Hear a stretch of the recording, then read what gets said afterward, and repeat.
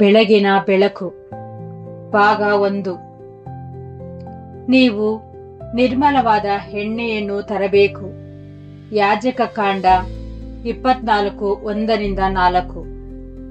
ಇಂದು ನಾವು ನಮ್ಮ ವೇದದ ಪ್ರಯಾಣದಲ್ಲಿ ಒಂದು ಶಾಂತವಾದ ಅನುಭವದಿಂದ ಬಹಳ ಆಳವಾದ ಅಧ್ಯಾಯವನ್ನು ಪ್ರವೇಶಿಸುತ್ತಿದ್ದೇವೆ. ಅದೇ ಯಾಜಕ ಕಾಂಡ 24. ಈ ಅಧ್ಯಾಯವು ಒಂದು ಸರಳವಾದ ಸೂಚನೆಯೊಂದಿಗೆ ಪ್ರಾರಂಭವಾಗುತ್ತದೆ. ಆದರೆ ಇದರ ಹಿಂದೆ ದೇವರು ತನ್ನ ಜನರು ತನ್ನ ಮುಂದೆ ಹೇಗೆ ಬದುಕಬೇಕೆಂದು ಬಯಸುತ್ತಾನೆ ಎಂಬ ಸಂಪೂರ್ಣತೆಯ ವಿವರಣೆ ಇದೆ. ಯೆಹೋವನು ಮೋಶೆಯೊಂದಿಗೆ ಮಾತನಾಡಿ, ಗುಡಾರದಲ್ಲಿರುವ ದೀಪಗಳು ನಿರಂತರವಾಗಿ ಉರಿಯುವಂತೆ ದೀಪಕ್ಕಾಗಿ ಜಜ್ಜಿದ ಓಲಿವ್ ಹಣ್ಣುಗಳ ನಿರ್ಮಲವಾದ ಎಣ್ಣೆಯನ್ನು ತರಲು ಇಸ್ರಾಯೇಲ್ ಮಕ್ಕಳಿಗೆ ಆಜ್ಞಾಪಿಸುವಂತೆ ಹೇಳುತ್ತಾನೆ. ಆರೋನನು ಮತ್ತು ಅವನ ಪುತ್ರರು ಈ ದೀಪವನ್ನು ಸಾಯಂಕಾಲದಿಂದ ಬೆಳಗಿನವರೆಗೆ ಯೆಹೋವನ ಸನ್ನಿಧಿಯಲ್ಲಿ ಕ್ರಮವಾಗಿ ಇಟ್ಟುಕೊಳ್ಳಬೇಕು. ಆ ದೀಪವು ಆರಿ ಹೋಗಲು ಬಿಡಬಾರದಿತ್ತು. ಇಸ್ರಾಯೇಲರು ದೇವರು ತಮ್ಮ ಜನರ ಮಧ್ಯದಲ್ಲಿದ್ದಾನೆ ಎಂಬುದಕ್ಕೆ ಸಾಕ್ಷಿಯಾಗಿ ಆ ದೀಪವು ರಾತ್ರಿಯಿಡೀ ಪವಿತ್ರ ಸ್ಥಳದಲ್ಲಿ ಬೆಳಗಬೇಕಿತ್ತು. ಈ ದೀಪಕ್ಕೆ ಬೇಕಾದ ಎಣ್ಣೆಯು ಸಾಧಾರಣವಾದ ಎಣ್ಣೆಯಾಗಿರಲಿಲ್ಲ. ಅದು ನಿರ್ಮಲವಾದ ಸ್ಪಷ್ಟವಾದ ಓಲಿವ್ ಎಣ್ಣೆಯಾಗಿರಬೇಕಿತ್ತು ಮತ್ತು ಸ್ವಚ್ಛವಾದ ಸ್ಥಿರವಾದ ಜ್ಯೋತಿಯೊಂದಿಗೆ ಉರಿಯುವಂತೆ ಎಚ್ಚರಿಕೆಯಿಂದ ಸಿದ್ಧಪಡಿಸಲ್ಪಟ್ಟಿರಬೇಕಿತ್ತು. ಆ ದಿನಗಳಲ್ಲಿ ಎಣ್ಣೆಯನ್ನು ಬಹಳ ಸರಳವಾದರೂ ಬಹು ಎಚ್ಚರಿಕೆಯ ವಿಧಾನಗಳಿಂದ ತಯಾರಿಸಲಾಗುತ್ತಿತ್ತು.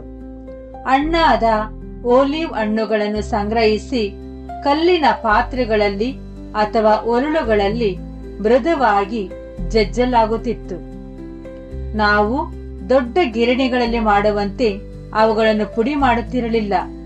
ಈ ಮೃದುವಾದ ಹೊಡೆತವು ಹಣ್ಣಿನಿಂದ ಹೊರಬರುವ ಮೊದಲ ಎಣ್ಣೆಯು ಪ್ರಕಾಶಮಾನವಾಗಿ ಮತ್ತು ಸ್ವಚ್ಛವಾಗಿರಲು ಸಹಾಯ ಮಾಡುತ್ತಿತ್ತು. ಜಜ್ಜಿದ ಓಲಿವ್ಗಳನ್ನು ಬುಟ್ಟಿಗಳಲ್ಲಿ ಅಥವಾ ಬಟ್ಟೆಯ ಚೀಲಗಳಲ್ಲಿ ಇರಿಸಿದಾಗ ಈ ಮೊದಲ ಹನಿ ಎಣ್ಣೆ ಡ್ರಿಪ್ ಆಯಿಲ್ ನಿಧಾನವಾಗಿ ಹನಿಯುತ್ತಿತ್ತು. ಇದನ್ನು ಅತ್ಯಂತ ಶ್ರೇಷ್ಠ ಗುಣಮಟ್ಟದ ಎಣ್ಣೆ ಎಂದು ಪರಿಗಣಿಸಲಾಗುತ್ತಿತ್ತು. ಅದರ ನಂತರ ಜನರು ಸಾಮಾನ್ಯವಾಗಿ ಎಣ್ಣೆಯನ್ನು ಹಾಗೆಯೇ ಬಿಡುತ್ತಿದ್ದರು. ಇದರಿಂದ ಯಾವುದೇ ಸಣ್ಣ ಕಣಗಳು ತಳದಲ್ಲಿ ಕುಳಿತುಕೊಳ್ಳುತ್ತಿದ್ದವು ಮತ್ತು ನಂತರ ಮೇಲ್ಭಾಗದ ತಿಳಿಯಾದ ಎಣ್ಣೆಯನ್ನು ಎಚ್ಚರಿಕೆಯಿಂದ ಶೇಖರಣಾ ಜಾಡಿಗಳಲ್ಲಿ ಸುರಿಯುತ್ತಿದ್ದರು. ಆ ಸ್ವಚ್ಛವಾದ ಎಣ್ಣೆಯನ್ನೇ ಯೆಹೋವನು ತನ್ನ ದೀಪಕ್ಕಾಗಿ ಬಳಸುತ್ತಿದ್ದನು.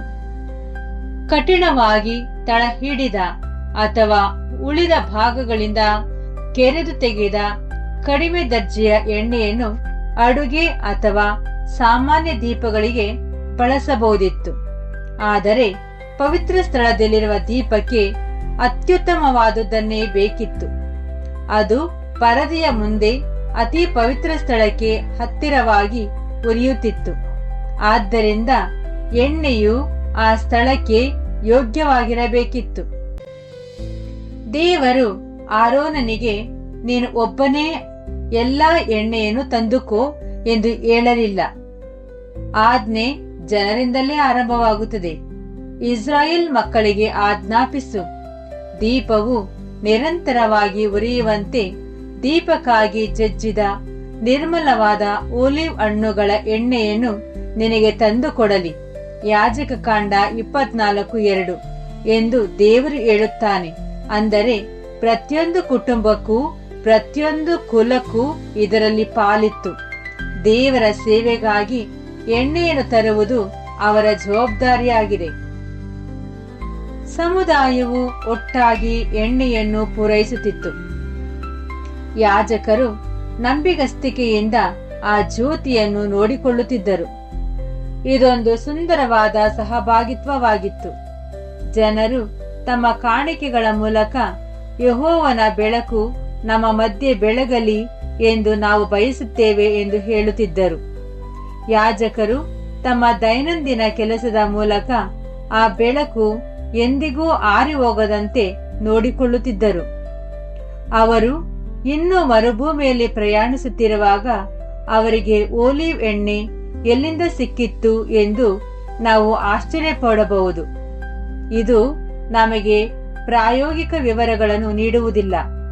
ಆದರೆ ಆ ಪ್ರದೇಶದಲ್ಲಿ ಎಣ್ಣೆಯು ಒಂದು ಸಾಮಾನ್ಯ ಉತ್ಪನ್ನವಾಗಿತ್ತು ಎಂದು ನಮಗೆ ತಿಳಿದಿದೆ. ಇದನ್ನು ಮಣ್ಣಿನ ಜಾಡಿಗಳಲ್ಲಿ ಸಾಗಿಸಬಹುದಿತ್ತು, ಸ್ಥಳದಿಂದ ಸ್ಥಳಕ್ಕೆ ವ್ಯಾಪಾರ ಮಾಡಬಹುದಿತ್ತು ಮತ್ತು ಅವರು ಆಹಾರದ ಭಾಗವಾಗಿ ಇಟ್ಟುಕೊಳ್ಳಬಹುದಿತ್ತು. ಮರುಭೂಮಿ ಪ್ರದೇಶದಲ್ಲಿಯೂ ನೀರು ಲಭ್ಯವಿರುವ ಕೆಲವು ಒಯಸಿಸ್ಗಳಲ್ಲಿ ಓಲಿವ್ ಮರಗಳು ಬೆಳೆಯಬಲ್ಲವು. ದೇವರು ಇದನ್ನು ಹೇಗೆ ಏರ್ಪಡಿಸಿದ್ದರೂ ಆತನು ತನ್ನ ಜನರು ಪಾಲಿಸಬಹುದಾದ ಆಜ್ಞೆಯನ್ನೇ ನೀಡಿದನು. ನ್ಯಾಯ ಪ್ರಮಾಣವು ನಮಗೆ ತೋರಿಸುವ ಮುಖ್ಯ ವಿಷಯವೆಂದರೆ ವ್ಯಾಪಾರ ಮಾರ್ಗವಲ್ಲ, ಬದಲಾಗಿ ವಿಧೇಯತೆ ಎಂಬುದೇ ಮುಖ್ಯವಾದ ವಿಷಯವಾಗಿರುತ್ತದೆ. ಯೆಹೋವನು ನಿರ್ಮಲವಾದ ಓಲಿವ್ ಎಣ್ಣೆಯನ್ನು ಕೇಳಿದನು ಮತ್ತು ಇಸ್ರಾಯೇಲರು ಅದನ್ನು ತರುವ ಜವಾಬ್ದಾರಿಯನ್ನು ಹೊಂದಿದರು. ಇದರಿಂದ ಆತನ ಸನ್ನಿಧಿಯ ದೀಪವು ಪ್ರತಿ ರಾತ್ರಿ ಅವರ ಮಧ್ಯೆ ಬೆಳಗುತ್ತಿತ್ತು. ಈಗ ನಾವು ಗುಡಾರದಿಂದ ನಮ್ಮ ಸ್ವಂತ ಜೀವನದ ಕಡೆಗೆ ನಿಧಾನವಾಗಿ ತಿರುಗೋಣ. ಹೊಸ ಒಡಂಬಡಿಕೆಯಲ್ಲಿ ಯೇಸು ನಮಗೆ ಹೇಳುತ್ತಾನೆ, ನೀವು ಲೋಕಕ್ಕೆ ಬೆಳಕಾಗಿದ್ದೀರಿ. ಮತ್ತಾಯ 5:14. ಕ್ರಿಸ್ತನ ಮುಖದಲ್ಲಿರುವ ದೇವರ ಮಹಿಮೆಯ ಜ್ಞಾನದ ಪ್ರಕಾಶವನ್ನು ಕೊಡುವುದಕ್ಕಾಗಿ ದೇವರು ನಮ್ಮ ಹೃದಯಗಳಲ್ಲಿ ಪ್ರಕಾಶಿಸಿದ್ದಾನೆ ಎಂದು ಪೌಲನು ಹೇಳುತ್ತಾನೆ. 2 ಕೊರಿಂಥ 4:6. ನೂತನ ಸೃಷ್ಟಿಯಾದ ನಾವು ಈ ಕತ್ತಲೆ ಲೋಕದಲ್ಲಿ ಇರಿಸಲಾದ ಸಣ್ಣ ದೀಪಗಳಂತಿದ್ದೇವೆ. ಇದು ದೇವರ ಗುಣಲಕ್ಷಣ ಮತ್ತು ಸತ್ಯ ಮತ್ತು ಕರುಣೆಯನ್ನು ತೋರಿಸಲು ಉದ್ದೇಶಿಸಲ್ಪಟ್ಟಿವೆ. ಆದರೆ ಗುಡಾರದಲ್ಲಿರುವಂತೆಯೇ ದೀಪವು ತನ್ನಷ್ಟಕ್ಕೆ ತಾನೇ ಉರಿಯಲು ಸಾಧ್ಯವಿಲ್ಲ. ಅದಕ್ಕೆ ಎಣ್ಣೆ ಬೇಕು. ಎಣ್ಣೆ ಇಲ್ಲದಿದ್ದರೆ ದೀಪವು ಹೊರಗಿನಿಂದ ಎಷ್ಟು ಸುಂದರವಾಗಿ ಕಂಡರೂ ಜ್ಯೋತಿಯು ಆರಿ ಹೋಗುತ್ತದೆ.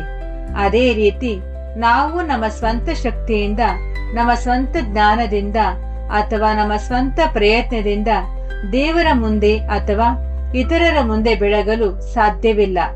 ನಾವು ಸಹ ನಮ್ಮ ತಂದೆಯಿಂದ ನಿರಂತರವಾದ ಪೂರೈಕೆ ಮೇಲೆ ಅವಲಂಬಿತರಾಗಿದ್ದೇವೆ.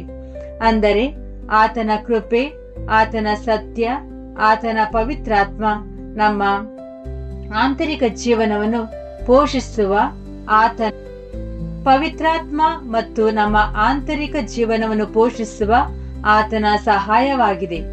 ಯಾಜಕ ಕಾಂಡ 24ರಲ್ಲಿ ಜನರು ಎಣ್ಣೆಯನ್ನು ತರುತ್ತಿರಬೇಕಿತ್ತು ಮತ್ತು ಆರೋನನು ದೀಪವನ್ನು ನೋಡಿಕೊಳ್ಳುತ್ತಿರಬೇಕಿತ್ತು. ಒಮ್ಮೆ ಒಂದು ಜಾಡಿ ಎಣ್ಣೆಯನ್ನು ತಂದು ನಂತರ ಮರೆತು ಬಿಡುವುದು ಸಾಕಾಗುತ್ತಿರಲಿಲ್ಲ. ಪ್ರತಿದಿನವೂ ಅದೇ ಕ್ರಮ. ತಾಜಾ ಎಣ್ಣೆ, ತಾಜಾ ಆರೈಕೆ, ಹೊಸ ರಾತ್ರಿಗಾಗಿ ಹೊಸ ಜ್ಯೋತಿ. ಇದು ನಮ್ಮ ಸ್ವಂತ ನಡಿಗೆಯ ಬಗ್ಗೆ ನಮಗೆ ಒಂದು ಪಾಠವನ್ನು ಕಲಿಸುತ್ತದೆ. ನೆನ್ನೆಯ ನಂಬಿಕೆ ಮೇಲೆ ನಾವು ಇಂದು ಬದುಕಲು ಸಾಧ್ಯವಿಲ್ಲ. ಕಳೆದ ವರ್ಷದ ಸಮರ್ಪಣೆಯ ಮೇಲೆ ನಾವು ನಾಳೆಯ ಪರೀಕ್ಷೆಯಲ್ಲಿ ನಿಲ್ಲಲು ಸಾಧ್ಯವಿಲ್ಲ.